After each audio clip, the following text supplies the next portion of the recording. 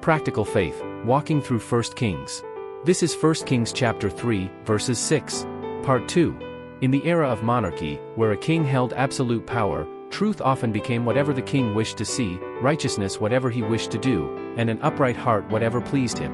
Ultimately, the structure was such that a servant who catered to the king's desires was recognized as loyal and beloved. However, Solomon emphasizes that David did not set himself as the king or the standard. Rather, he lived with what God desired as his standard. Solomon confesses that the result of this was his own birth and his succession to the throne. Did the public sentiment of Solomon's time interpret his accession this way? Of course not. Take Adonijah, for example.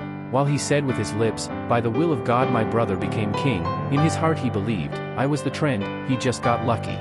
In other words, when Solomon made the confession in verse 6, people might have listened and responded with an amen, but in their hearts, they used humanistic calculations to find a reason they could accept, believing Solomon ascended the throne by sheer luck. The royal palace is a place of many words, where political schemes and slanderous talk flow. Solomon surely knew that while people agreed with him to his face, they spoke differently behind his back. Such gossip and backbiting always circulate back to the person involved. Consequently, while Solomon's words in verse 6 were the official statement of Israel, few truly believed them in their hearts except for Solomon himself.